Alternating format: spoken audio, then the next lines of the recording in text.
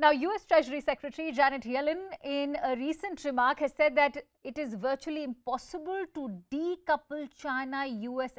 economies. Yellen says that and let me quote, she says that we seek to diversify, not to decouple. She further said that a decoupling of the world's two largest economies would be destabilizing for the global economy. Now, Yellen has also reassured her audience that the US and its allies will fight back against what she called China's quote-unquote unfair economic practices. This also while calling for clear lines of communication between both sides. She made these comments while on a visit to Beijing, packed with talks with officials and businesses. Recently, the US said that it is seeking to de-risk from China. The US is doing this by limiting the world's second largest economy's access to advanced technology deemed crucial to Washington's national security. The United States has also blacklisted a number of Chinese companies to prevent them from accessing the most advanced chips. The nation has also urged its allies to follow suit.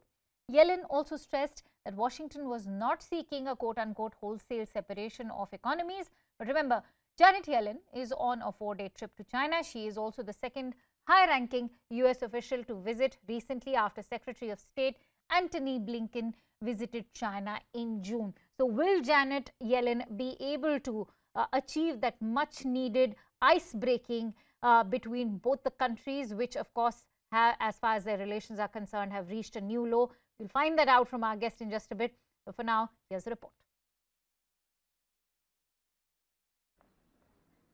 The U.S. Treasury Secretary Janet Yellen kicked off a 4-day visit to Beijing on Friday, calling for market reforms but stressing the U.S. is not decoupling with China.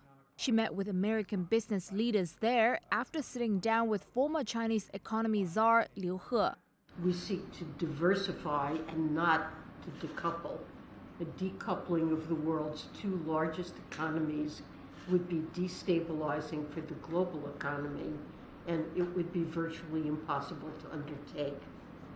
Yellen also reassured her audience that the U.S. and its allies will fight back against what she called China's unfair economic practices, while also calling for clear lines of communication between both sides. I believe that's particularly important right now as the global economy faces headwinds like Russia's illegal war in Ukraine and the lingering effects of the pandemic. Her trip is the second by a top Biden official to visit Beijing in recent weeks after Antony Blinken, aimed at smoothing out tensions after the U.S. military shot down a Chinese government balloon over the United States. Yellen is slated to meet Premier Li Qiang and expected to flag concerns about the impact of China's new counter-espionage law on U.S. firms there, while Beijing is expected to bring up the Biden administration's plans to limit U.S. companies' investments in China when its recovery from the global health crisis is coming along slower than expected.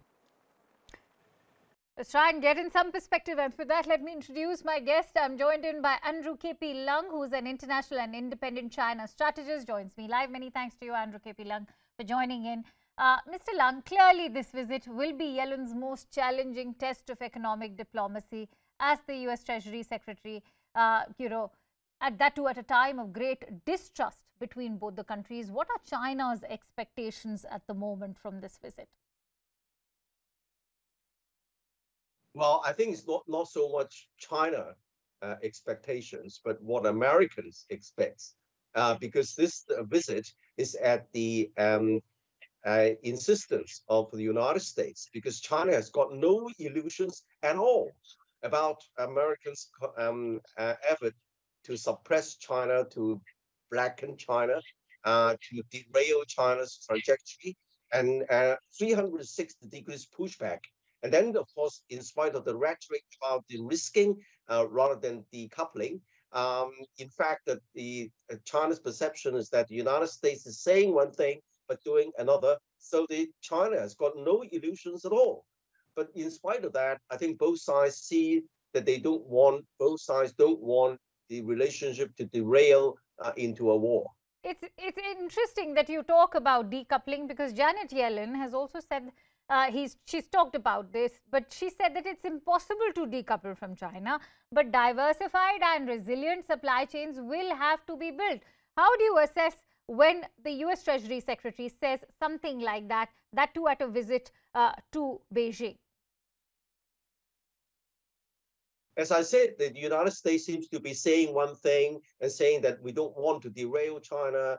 We want to cooperate with China. We want to coexist with China. But then saying one thing, and as soon as the Blinken is back to the United States, the United States is carrying on with this 360 degrees pushback against China on technology, for example, sanctioning a number of continuing to sanction a number of companies, continue to setting up barriers to restrict access to American technology, and also continuing blackening China, even issuing travel advisory as if China is an extremely dangerous place. So I think that China's got no illusions. But on the other hand, as I said, both sides don't want the relationship to end in war. And of course, as far as China is concerned, and China sees no need for this trade war. The United States is not winning; it's just hurting itself. But I think what the American wants is, of course, hopefully China would buy more American debt, for example, because there seems to be a de-dollarization process going on, which affects the interests of the United States. And this is, of course, rattling the global economy. So I think that Yeltsin wanted to stabilize this situation on the financial front. And when you talk about that financial front, China's finance ministry has said that the US should take concrete action to improve ties. What does China mean by concrete actions? And why should concrete actions just be Washington's headache? I think that as far as on the banking side, as far as the banking side is concerned, I think that China's view is that the interest rates has been hiked, increasing very rapidly to historical levels. This is threatening not only American economy but also the global economy, because the U.S. interest rates affects the interest rates around the world. And this is hurting the global growth. And also, apart from the fact, of course, the war in Ukraine is also disrupting supply and value chains together. So as far as China is concerned, obviously China wants the situation to stabilize, and for the raising of interest rates to be carefully managed, because this affects not only the United States but the rest of the world. All right. My last question to you, Mr. Lung. The Chinese are very aware of the US election cycle. Would Beijing like a reset in economic ties during the Biden administration rather than risk a zero-sum game, which did seem to be the trajectory during the time of Donald Trump?